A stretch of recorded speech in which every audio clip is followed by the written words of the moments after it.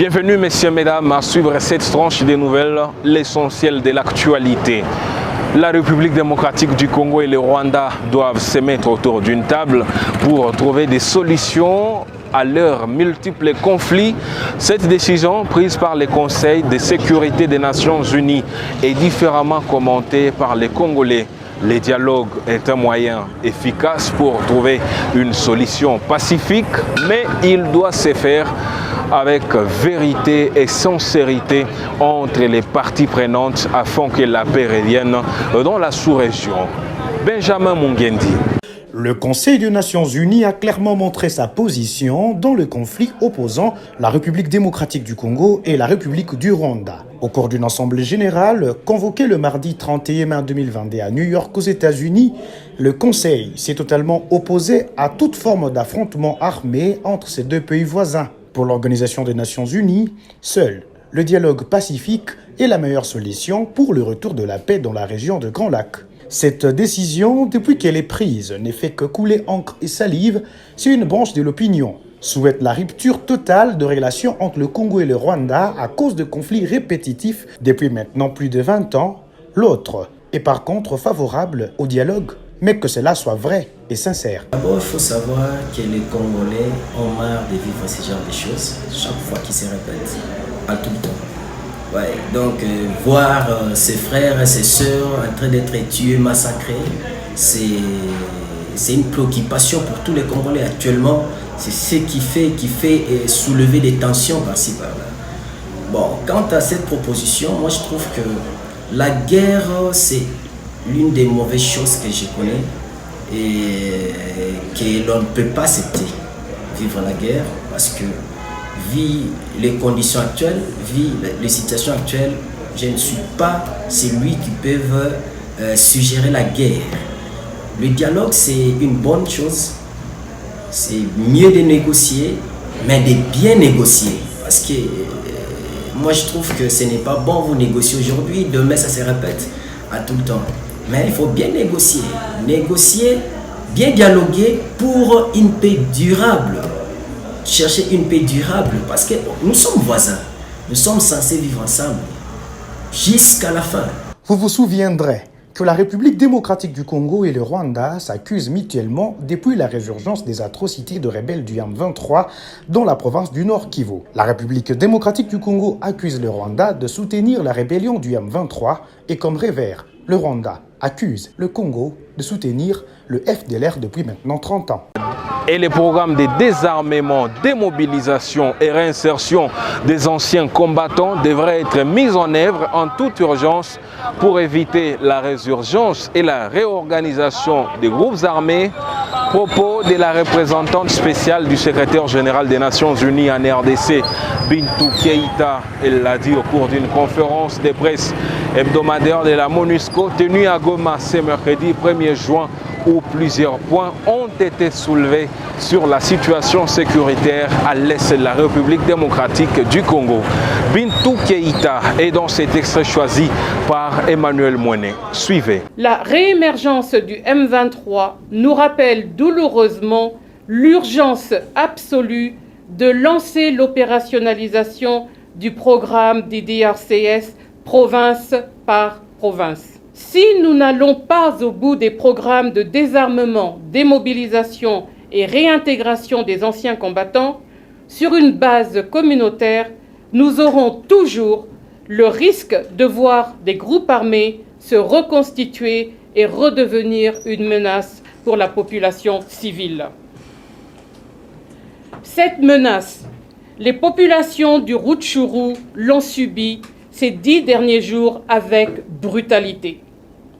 Mais les populations de l'Est du pays en général y font face de façon continue. Dans le Petit Nord, dans les hauts plateaux du Sud Kivu, dans la région de Beni, dans les territoires d'Irumu, de Djougou, de Mahagi.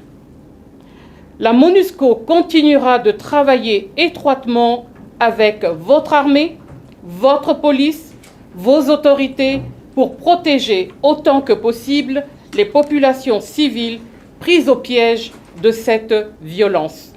Il ne faut pas se voiler la face. Des événements comme ceux que nous avons connus depuis 10 jours ont des conséquences sur l'ensemble du pays. Mobilisez votre armée, mobilisez nos casques bleus, redéployer des troupes a forcément des implications négatives sur les autres régions où l'armée nationale et la MONUSCO opèrent. Et donc, sur les populations qui dépendent de nous pour leur sécurité, notamment face à la folie meurtrière des ADF ou de la Codeco. C'est pourquoi il faut au plus vite engager la désescalade, obtenir que les groupes armés, notamment le M23, déposent les armes sans condition et assurer une réponse régionale et internationale unie, sincère et déterminée. J'exhorte aussi les Congolais à rester unis et à ne pas céder aux discours incendiaires. Plusieurs manifestants étaient dans la rue ce mercredi 1er juin à Bukavu, dans la province du Sud Kivu, pour exprimer leur soutien aux forces armées de la RDC et exiger la rupture immédiate des relations diplomatiques entre la République démocratique du Congo et le Rwanda, accusés de soutenir les rebelles du M23 au Nord Kivu. Au cours de cette manifestation, partie de la place Munziirwa jusqu'au gouvernorat de province, la population de Bukavu s'est insurgée contre les récentes attaques des rebelles M23 dans les territoires de Nyiragongo et Rutshuru au Nord Kivu. Un mémorandum a été adressé aux autorités pour l'occasion. Plus de détails avec notre permanent à Bukavu, Justin Mwamba. La mobilisation était tous azimuts. Des manifestants venus de tous les coins avec différents messages de soutien aux FARDC ont envahi les artères principales de la ville de Bukavu. Nombreux avaient des calicots sur lesquels on pouvait lire « Non à l'invasion de la RDC » et sont venus apporter leur soutien aux forces de l'ordre. Dans leur mémorandum adressé au président, ils ont recommandé plusieurs mesures, notamment la rupture des différentes relations. La rupture immédiate des relations diplomatiques avec ces pays identifiés comme agresseurs. Il ne sert à rien d'entretenir des relations diplomatiques avec un pays en guerre ouverte contre notre cher Congo. La fermeture, disais-je, de toutes nos frontières terrestres, lacustres et aériennes avec ces pays agresseurs. La prise des sanctions économiques contre les Rwandais et le gel des avoirs de tous les opérateurs économiques rwandais opérant sur le territoire congolais. Des habitants ont également profité de cette occasion pour encourager les FARDC. Nos sincères remerciements à vous, gardiens et protecteurs terrestres de vie des milliers de Congolais vivant en RDC, dans un contexte particulièrement trouble et de fois dangereuse. Merci de ne pas jamais vous lâcher, de protéger l'intégrité territoriale de notre pays en général et plus particulièrement les limites frontalières de notre pays. Au gouvernorat, ils ont été reçus par le ministre provincial de l'Intérieur qui a promis faire arriver à qui des droits ses doléances.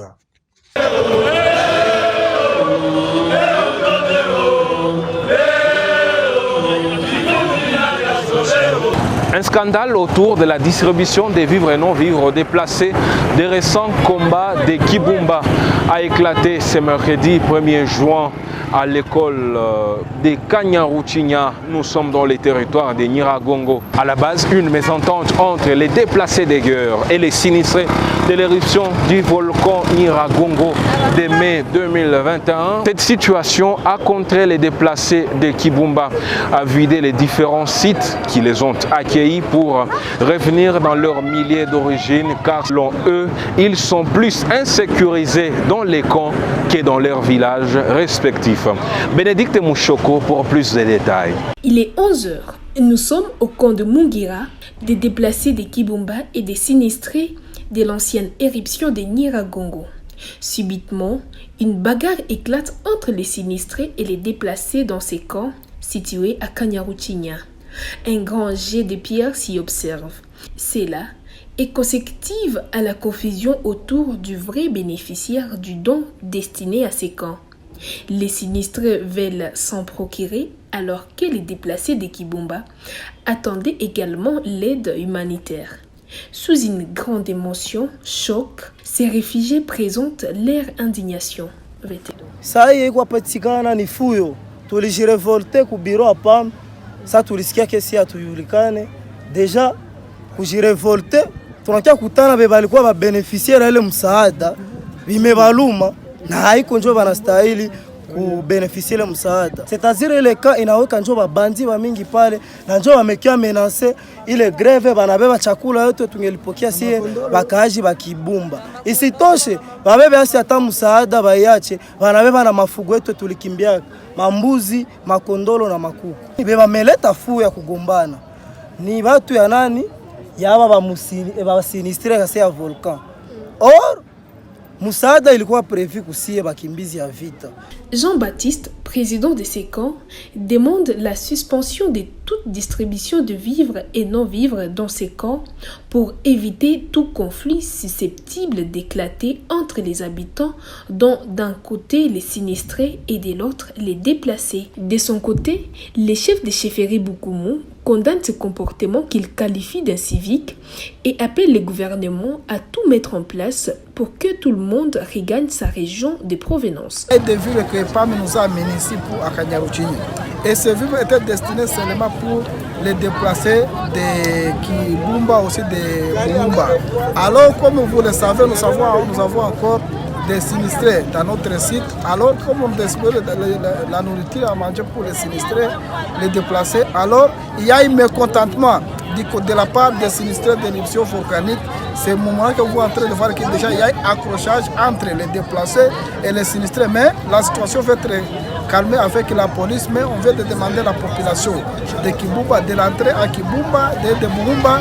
Pour ce qui est de vivre, on va les amener à Kibumba comme il y a déjà des carnes à Kibumba. On vient de m'informer comme quoi il y a des déplacés qui sont en train de descendre vers le groupement de Mounigi, vers la ville de Goma.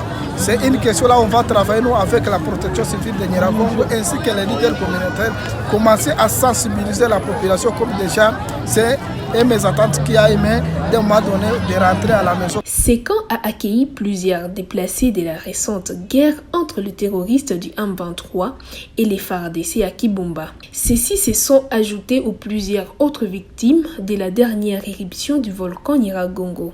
Et face à la persistance de l'insécurité à l'est de la République démocratique du Congo, le député national élu de Béni, Mathieu Kambalé, a proposé le recours à la peine de mort pour décourager toutes les personnes qui tuent, notamment à Béni et Ituri et généralement dans toute la partie est du pays. Cette proposition est contenue dans une proposition de loi portant 6 articles déposés depuis lundi au bureau de la Chambre basse du Parlement. Mathieu Kambalé l'a dit dans cet extrait. Le premier article autorise l'exécution de la peine de mort en précisant le type de criminel contre qui il faut l'exécuter. Le deuxième confirme l'indépendance du juge dans l'appréciation du degré de récidiviste. Et le troisième article fixe le délai de 6 mois en dehors lequel la peine de mort prononcée doit être obligatoirement exécutée pour les criminels visés. Quatrième prévoit les conditions dans lesquelles la présente proposition de loi sera abrogée. Et le cinquième abroge toutes les pratiques ou les lois antérieures contraires à la présente loi. Et le sixième fixe les moments de l'entrée en vigueur de la présente proposition de loi. Oui, je suis parti d'abord de la Constitution, à son article 16, qui stipule que la vie humaine est sacrée. On ne doit pas tolérer à la République démocratique du Congo que les gens continuent à se jouer avec la vie de l'homme. Mais aussi, il faut savoir que depuis 2003, il y a eu un moratoire. Le moratoire là aussi était fait par les belligérants. Et comme ces gens-là se reprochaient de quelque chose, il fallait qu'ils prennent un moratoire pour les protéger. Nous devons appliquer cette loi, puisque ce sont ces électeurs que ces bandits Les malfrats ici sont en train d'égorger chaque jour à Ituri et au Nord Kivu. Réagissant à la proposition de loi du député national Mathieu Kambalé portant retour à la peine de mort en République démocratique du Congo, les habitants de Goma trouvent importante cette proposition de loi. Bien qu'ils ont des avis partagés à ces sujets, ils estiment que cela pourra diminuer sensiblement les taux de criminalité en RDC comme on pouvait les vivre à l'époque de AFDL. Toutefois, la dignité de la vie humaine aussi s'impose face à cette proposition de loi. Didi Mastaki revient sur les points de vue des gomatraciens dans ses reportages. Cette proposition de loi du député national élu de Béni portant sur la peine de mort tombe bien entre les oreilles de plusieurs habitants du Goma. Pour eux, à la manière de Mosé Laurent Désiré Kabila avec l'AFDL, appliquer la peine de mort aiderait le pays à réduire sensiblement les taux de criminalité, car nombreux criminels ne s'inquiètent plus parce qu'après leur forfait, ils bénéficient des mêmes droits que les autres, chose qui ne décourage guère la barbarie à l'est de la RDC et partout en République démocratique du Congo. Il est demandé à la députée niambie juu ya nini? Sasa naingia kukuya kutuderanje hawakuyake kutafuta amani, inakuwa tu ni kutuua. Asa omwe ile peine de mort irudie, bapige bafagilie, tuone kama nani amani yetu itarudia. Wafanye sawa vile zamani. Ile periode ya mzee Kabila wairudishe, bafagie wale basitusumbue. Par ailleurs, pour ces taximens moto, la remise en application de la peine de mort serait bon dans les contextes politiques actuels. Par contre, il estime que cela serait contraire au respect de la dignité humaine. Pour lui, tout le monde peut se repentir en dépit de son comportement d'avant et devenir un homme utile à la nation. Hata bandia anapashwa kuwa ni mtu, lakini saa mwingine kesho ataokoka. Sasa pale inabidi dignité humaine inafanya nini? Inakuwa pale. Mtu ni mtu. La peine de mort viole le droit le plus fondamental de l'être humain. Et la RDC est abolitionniste de cette peine capitale depuis 2003. Les immondices aux odeurs nauséabondes envahissent les marchés Kahembe en ville de Goma. Ce site est devenu un véritable dépotoir de déchets ménagers. Face aux différents risques de maladies liés à l'insalubrité dont ils sont exposés, les habitants qui envahissent ces marchés montent au créneau et alertent les autorités compétentes pour qu'une solution soit trouvée dans l'urgence. L'insalubrité se porte très bien au marché KMB en pleine ville de Goma. De collines d'immondices très visibles à l'œil nu en pleine route, le mauvais odeur empêche les habitants voisins et les marchands de respirer l'air frais. Et pour cause, certains habitants du coin et vendeurs ont transformé cet endroit à un véritable dépotoir de déchets et immondices. Le marchand décrit les conditions dans lesquelles il se trouve dans ces marchés. La nourriture destinée à nourrir les humains ne devrait pas se commercialiser dans la saleté. Uchafu na tutafanya mwaka mzima. Unalipa tax lakini hatuone kazi yenye ile tax yako unafanya. Unaona ngizi uchafu na yalana msoko. Tunakosa kama tuko msoko au tuko mkubeli. Unaweza kusikia wamwe wanagonjwa hata makolera mkahembe orkepa zingine makartie ziko bien. Kwa kutana kwa tu kwa kula chakula munyumba me kupitia uchafu harufu ya kukialala na kukutana kwanza munyumba. Batusamee na baturumie batutoshe uchafu na shetu kumua. Pour ne pas attraper différentes maladies auxquelles elle est exposée, la population voisine du marché KMB lance un cri de cœur aux autorités afin que cette saleté soit évacuée. Uchafu uko bunatuma bakutuzia samaki kwanza bo peke balisha kuwa batu benye maki banaweza kuwa bako natuambia hatuwezi uzia tena pale samaki, hatuwezi fanyia pale tena kitu juu ya nini, juu ya kialala ishakuwa ya mingi. Tuambililie batu bakubwa baangalie kisi ya kutosha uchafu hapa jushe bakuzisha mule vraiment na uchafu bopeke bushanza nukiana mu madepo. Umu mnaanza toka na mamivunyu zinapanda mpaka mule mu depo.